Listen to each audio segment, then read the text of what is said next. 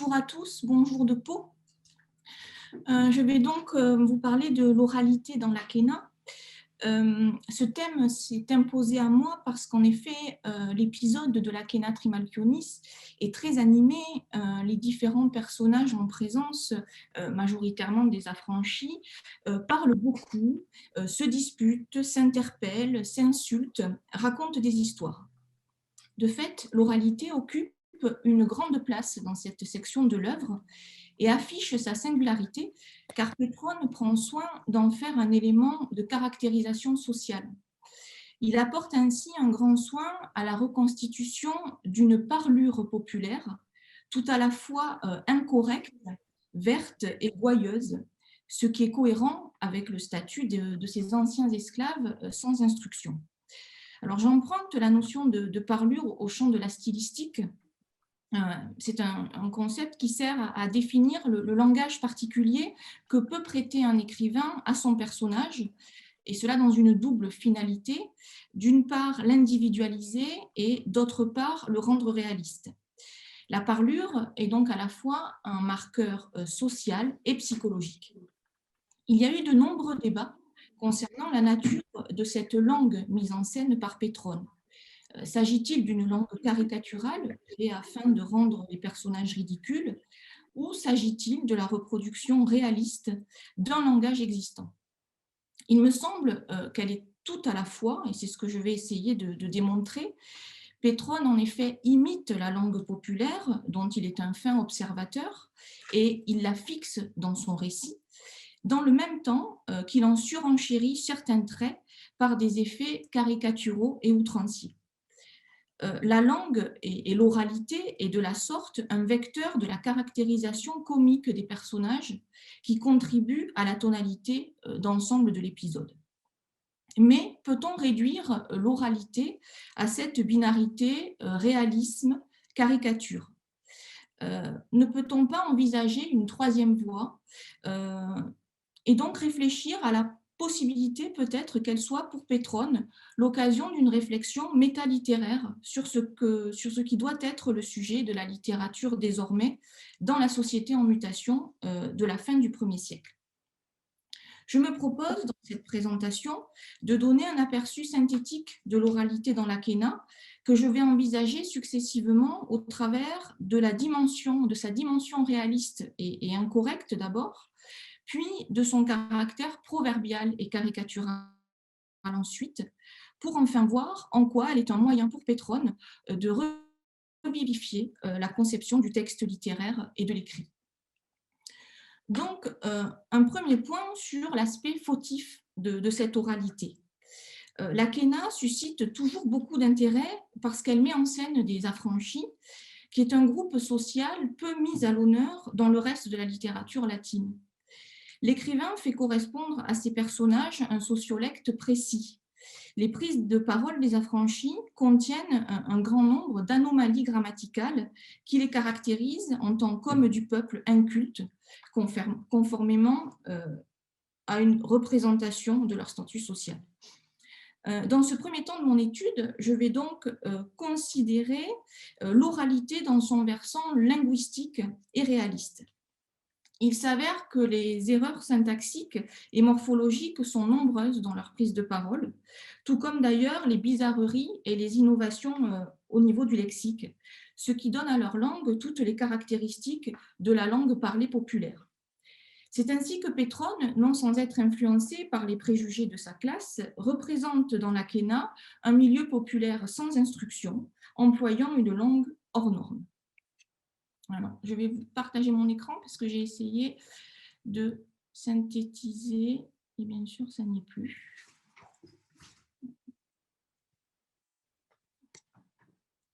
Excusez-moi, petit problème technique. Donc, j'ai synthétisé les différentes fautes des affranchis, ce qui oppose leur langue au latin classique. Donc, l'étude de leurs fautes révèle 4 grands types phonétiques d'abord, lexicales ensuite, une troisième catégorie morphologique et enfin un quatrième type de faute syntaxique. Alors, j'essaie d'accéder à mon écran, mais j'ai perdu la possibilité. Pardon. Donc là, il y a un petit temps, une petite latence. Alors, je ne vais pas énumérer toutes les fautes, mais il est intéressant d'avoir à l'esprit certains procédés récurrents. La langue populaire, outre la déformation dans la prononciation, se caractérise par un lexique que l'on pourrait dire enrichi, enrichi par de nombreuses nouveautés, donc des apaxes et également beaucoup de formes qui sont issues de suffixation ou de préfixation. Donc la langue populaire abuse notamment des diminutifs. Au niveau morphologique, on remarque une tendance à la métaplasie qui désigne le fait de décliner un mot en suivant une autre déclinaison. Alors, est-ce que vous voyez enfin mon écran?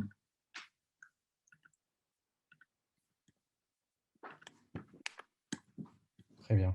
Ah, excusez-moi, je suis désolée, j'ai eu voilà, un petit problème. Voilà, donc c'est le fameux tableau synthétique que j'ai élaboré. Donc, je vous ai déjà parlé des fautes phonétiques, les fautes, l'enrichissement du lexique, donc par ce système de préfixation et de suffixation notamment.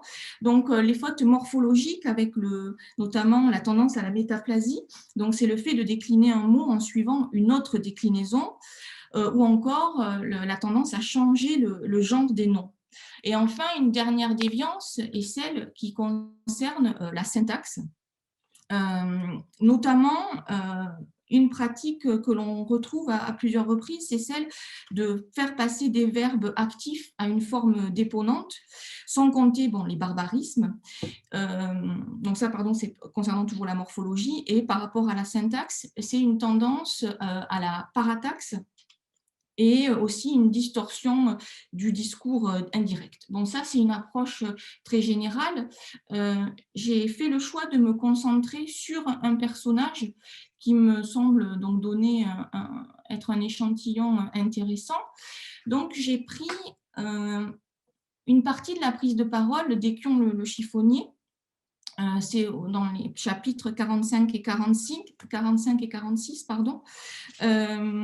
Donc son latin est fautif, s'il en est. Et en tant que prof de thème en cagne, ça m'a fait sourire parce que c'est vrai que je traumatise mes cagneux, mais je me suis dit que la langue des Kions aurait de quoi les décomplexer. Mais bon, ça ne serait pas une bonne chose sans doute que je les décomplexe de ce côté-là. Donc, son discours, qui est développé dans les paragraphes 45 et 46, contient les 4 types de fautes que je viens de vous énumérer. J'ai opéré un repérage sur le paragraphe 45 et le début du 46, et donc j'ai mis en évidence toutes ces fautes, en précisant à chaque fois entre parenthèses de quel type de faute il s'agit. Donc, il y a un code couleur qui facilite l'identification. En orange, ce sont les malformations phonétiques. Donc là, il y en a un seul exemple dans cet extrait, mais il se trouve que c'est ce personnage qui a fait le plus d'erreurs de ce type parmi les affranchis.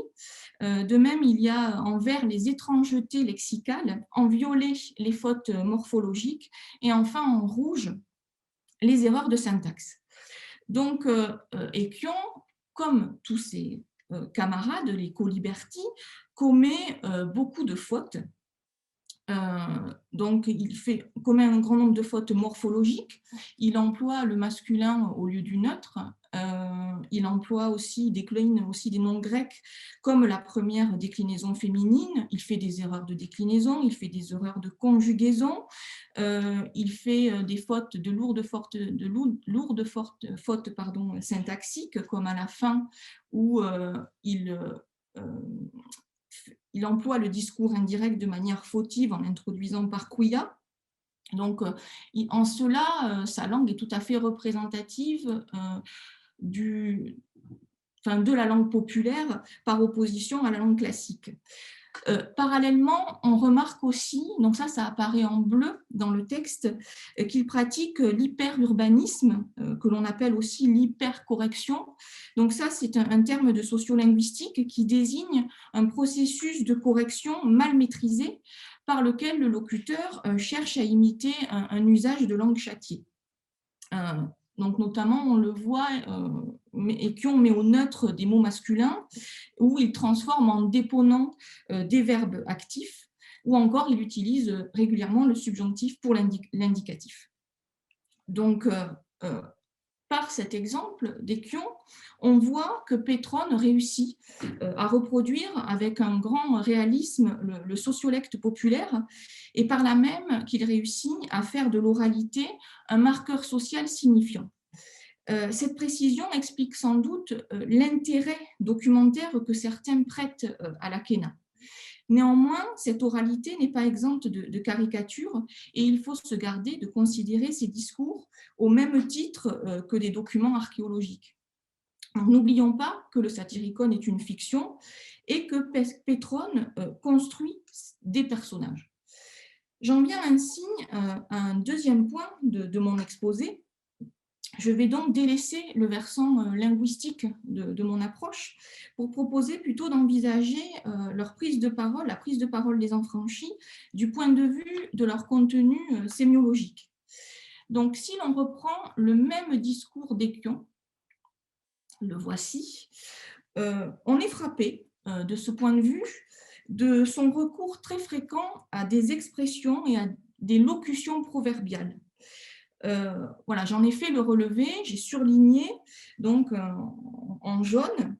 Donc dans la prise de parole, dans cet extrait, 13 expressions proverbiales, donc que ce soit des proverbes clos ou des locutions. Et voilà, vous voyez un aperçu. Donc là, c'est dans les deux, c'est dans l'ensemble de sa prise de parole, on en relève ainsi plus d'une vingtaine. Donc c'est un procédé qui est très significatif dans sa prise de parole, et il se trouve que c'est un procédé qui se retrouve chez tous les affranchis.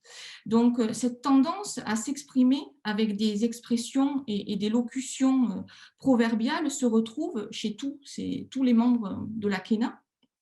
Et j'ai relevé ainsi 180 proverbes et locutions proverbiales dans l'ensemble de l'épisode. Alors, l'étude de ces 180 expressions fait émerger plusieurs caractéristiques. Ce que ces expressions ont en commun, tout d'abord, c'est qu'elles s'appuient sur une analogie avec le concret pour exprimer une idée.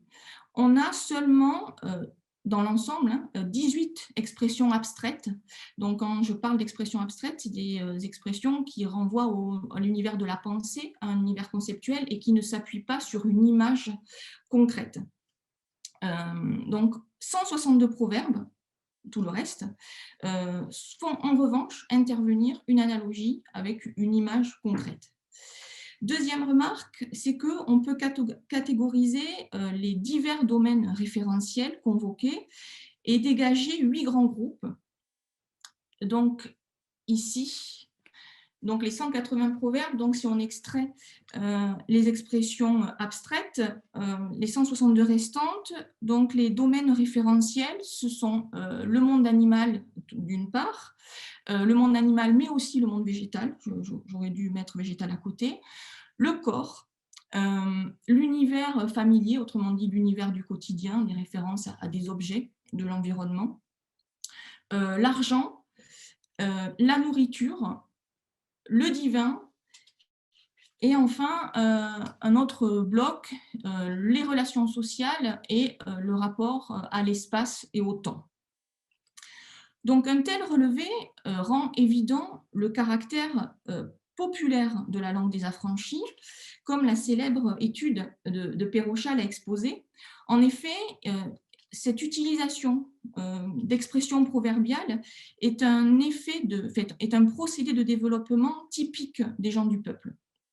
Le recours à ces éléments de discours extérieurs contribue d'ailleurs à rendre leurs interventions très spontanées et imagées et induit un mode de pensée faisant prévaloir l'impression plutôt que l'intellectualisation. Les affranchis ancrent leurs réflexions dans l'immanence et le tangible. Second constat, qui est directement lié au premier, c'est celui que l'univers référentiel choisi est ancré dans le milieu rural. C'est donc un univers rustique. Et cet univers rustique, donc l'univers des paysans, des artisans, est aussi un univers propre au genre de l'apologue. Donc ces deux caractéristiques se recoupent parce que l'univers donc de l'apologue est par définition un monde rustique. Nous avons ainsi identifié plusieurs références précises à des fables connues. Donc les allusions à des apologues, Échion lui-même en fait une au début de sa prise de parole quand il dit modosic in quid rusticus, varium porcum perdiderat. Donc tantôt comme ci, tantôt comme ça, dit le paysan, il avait perdu son cochon bigarré, son cochon à plusieurs couleurs. Cette expression était empruntée à une fable connue, puisqu'en effet, on retrouve cette référence, par exemple, dans une pièce de Plaute. De la même manière, on a une autre allusion chez Nicéros, quand il raconte son histoire du loup-garou. Il fait référence à un aubergiste dévalisé, et il se trouve que c'était le personnage d'une fable d'Ésope qui était devenue proverbiale. Autre référence, je vous les ai mises là sur mon exemplier, qu'on retrouve donc dans la bouche de Trimalcion, qui fait allusion d'abord à celle de la grenouille du bœuf, donc la grenouille qui se gonfle, mais il se gonfle comme une grenouille. Et ensuite aussi la référence à un fermier avec un serpent, tu nourris une vipère sous ton sein. Et là aussi, dans les deux cas, il s'agit de proverbes empruntés à des fables de Phèdre. De Phèdre ou d'Ésope. Donc, de manière plus générale, on retrouve l'influence de la fable dans les nombreuses animalisations qu'opèrent les affranchis. Ainsi, l'homme hébété est comparé par Herméros à un bouc dans un champ de pois chiches, donc tamquam mircus inervilia. La femme, de même de manière très récurrente, parce ils emploient beaucoup de propos misogynes, elle est associée à l'espèce des rapaces à cause de son avarice. Donc on retrouve cette image de la femme comme un Milan à plusieurs reprises dans leur prise de parole. Également, l'homme humble est assimilé à la grenouille par Herméros. Quin fuitrana nunc est rex. Et encore, on a une image de l'homme humble ou humilié, plutôt dans ce cas-là, avec l'image du renard mouillé, Bellares est volpi suda. Donc, on a un processus assez fréquent d'assimilation de l'homme à l'animal en fonction de son caractère ou de son état. Et il se trouve que c'est un procédé qui fonde la poétique de la fable. Donc, les affranchis reprennent à leur compte la symbolique de ces animalisations et les valeurs attachées habituellement aux animaux. De la même manière, et c'est corrélé à cet aspect, on retrouve l'influence de ce genre dans la prégnance du cadre rural domestique, comme je l'ai déjà dit, où les hommes entretiennent des rapports familiers avec les animaux et la nature et vivent de leur travail manuel, qu'il soit agricole ou autre. Il n'est donc pas étonnant que les affranchis fassent de si nombreuses références aux animaux familiers dans une ferme. On retrouve plusieurs mentions de la souris ou encore du bœuf. Reviennent également plusieurs images avec un cochon ou encore le chien, l'âne, sans oublier la référence à un bouc. J'en ai déjà cité un exemple. Semblablement, il y a de nombreuses mentions d'objets du quotidien propres au monde rural ou à celui du travail manuel. On a des références au foulon, au puits, à la meule, également au four. Je vous ai mis un exemple, le deuxième exemple donc dans les références aux objets du quotidien. Calet tamquam furnus, il chauffe comme un four. Les loisirs populaires fournissent également un univers référentiel, comme l'illustre le proverbe utilisé par Nicéros quand il raconte ses efforts pour rejoindre donc sa maîtresse quand il raconte l'anecdote du loup-garou. Et donc, il a cette expression per scutum per ocream egi aginawi. Donc, c'est un équivalent de notre expression faire des pieds et des mains, donc pour traduire que l'on se démène.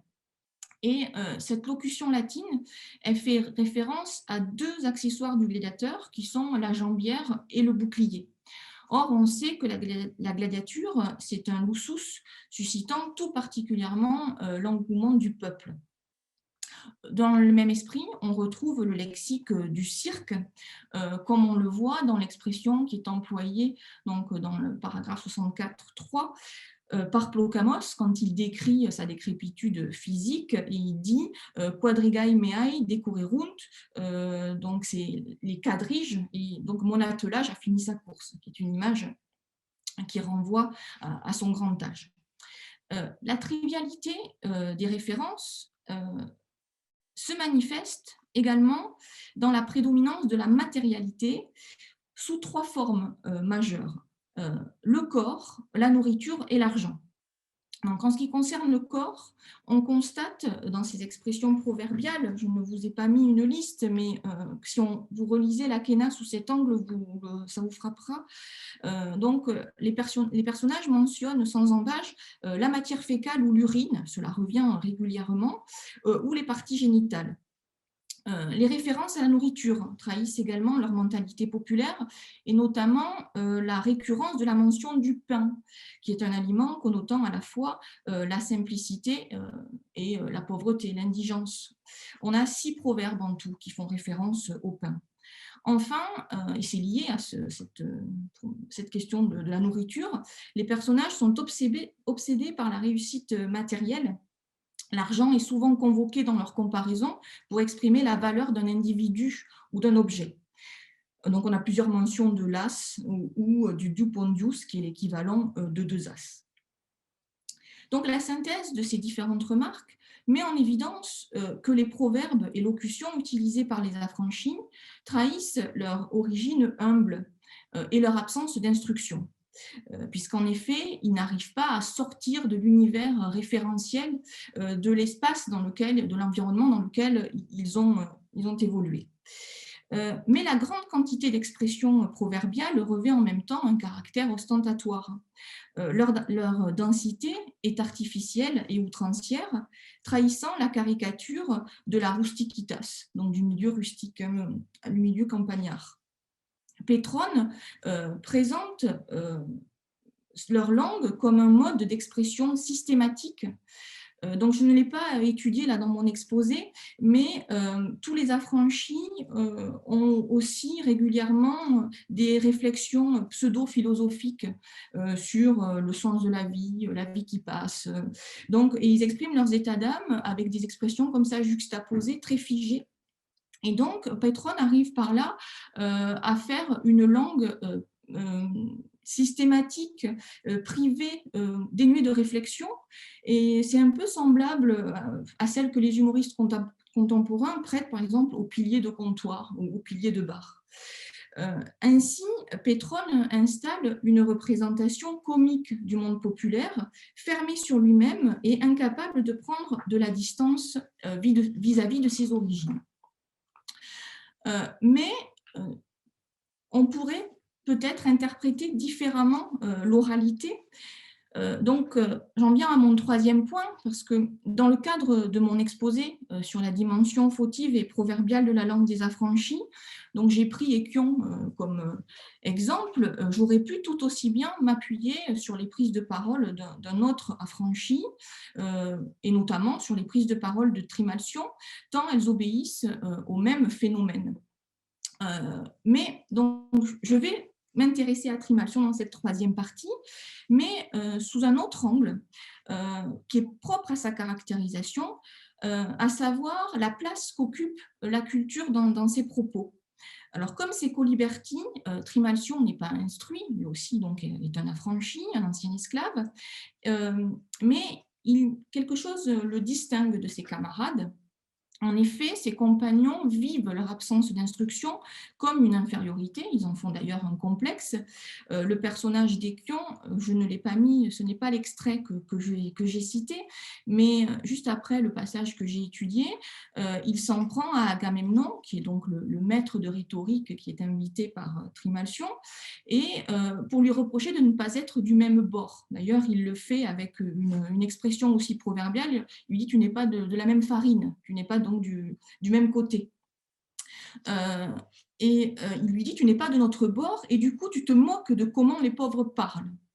Et c'est assez significatif de comment l'oralité est révélatrice de crispation sociale. De la même manière, Nicéros, avant de raconter son histoire de lycanthropie, avoue craindre lui aussi les moqueries des membres cultivés de l'assistance. Donc, on voit comment le discours est révélateur d'un complexe d'infériorité des affranchis. Ils n'ont pas pu accéder à la culture légitime et leur culture donc s'est construite dans le domaine restreint de la vie domestique. Trimalcion se démarque, lui, puisque, à la différence de ses compagnons qui mettent en avant l'instruction qu'ils n'ont pas reçue, lui, il affiche au contraire ostensiblement une culture qu'il s'est construite de manière personnelle. Il se targue en effet d'être un autodidacte, comme il l'explique à Agamemnon, où il énumère ses 3 bibliothèques. Alors, c'est un passage qui est souvent commenté, donc je vous lis la traduction. Moi, même si je ne plaide pas, j'ai appris la littérature à usage personnel. D'ailleurs, il ne faudrait pas croire que je n'ai pas fait d'études. J'ai 3 bibliothèques, une grecque et une latine. Donc là, je reprends la traduction de Lisa Méry, qui rend, d'ailleurs, je vous rends hommage, chers collègues, vous rendez parfaitement l'oralité de ces prises de parole dans votre traduction. C'est une traduction qui est très précieuse. Donc, ce passage a été beaucoup commenté. En effet, on y voit un écart entre la prétention du personnage à la culture classique et son ridicule, puisqu'il affiche une pseudo-culture, mais cette affirmation est rendue d'emblée suspecte par son erreur de calcul, puisqu'il annonce posséder 3 bibliothèques et il en énumère seulement 2. Donc, l'Akena Trimalchionis comporte un bon nombre de bévues de ce genre, de sorte que l'érudition affichée du personnage révèle au contraire son ignorance. Je ne vais pas revenir sur la liste des énormités qui sont prononcées par le personnage, elles ont été maintes fois glosées. On peut juste rappeler, pour exemple, que Trimalcion est notamment passionné de mythologie. Il confie d'ailleurs avoir lu Homère quand il était enfant, et c'est donc tout naturellement qu'il jalonne ses interventions de référence à de grands mythes, mais en les malmenant allègrement, en livrant donc un salmigondi. Je reprends une expression de Nicole Fick. Donc les diverses remarques érudites du personnage ne sont qu'amalgame et confusion. Donc, il réécrit d'abord la rencontre d'Ulysse et du Cyclope. De la même manière, quand il explique, il dit posséder des vases de Corinthe. Et donc, quand il explique l'origine de ces vases, il révèle de graves lacunes historiques en attribuant, par exemple, la prise de Troie à Hannibal. De même, il confond Cassandre et Médée et il mélange les mythes de Dédale, Niobé et du cheval de Troie. Bon, il y a encore d'autres erreurs de ce genre. Donc, ces errements mythologiques vont dans le sens d'une caractérisation ridicule du personnage et donc d'une représentation des gens du peuple comme étant incultes. Mais j'aimerais inverser la perspective et envisager justement en lien avec la question de l'oralité ces erreurs de manière positive. Et donc, pour réenvisager la langue des affranchis et cette question de l'oralité de l'épisode dans son ensemble. En effet, les déformations mythologiques pourraient être aussi interprétées comme une manifestation du pouvoir subversif de l'oralité par laquelle la tradition du mythos est revue et corrigée. Donc Trimalcion s'en vante, il a lu Homère, mais cette lecture est restée lettre morte. La mythologie vit désormais dans les allusions déformées qu'il en fait, et en même temps qu'elle la déforme, elle la revivifie aux grandes dames des érudits. Donc les érudits, ben, c'est Agamemnon, hein, le maître de rhétorique, mais c'est aussi Encolpe, le scholasticus, qui est le narrateur du récit et qui est en même temps un mythomaniaque, il est obsédé par les mythes, mais également nous, lecteurs, qui sommes donc des littéraires pétris par notre savoir académique. Donc l'oralité de l'Akhéna met en avant une autre culture que d'aucuns qualifieraient de populaire, avec une petite moue de dédain, mais qui est vivante, émanant d'hommes tels qu'ils sont. Donc reprenons cette phrase, j'ai 3 bibliothèques, une latine, une grecque. Et si la troisième, non écrite, était justement orale? Trimalcion, dans son omission, est peut-être à cet instant un porte-parole de Pétrone qui nous met en garde contre notre conception étriquée de la littérature.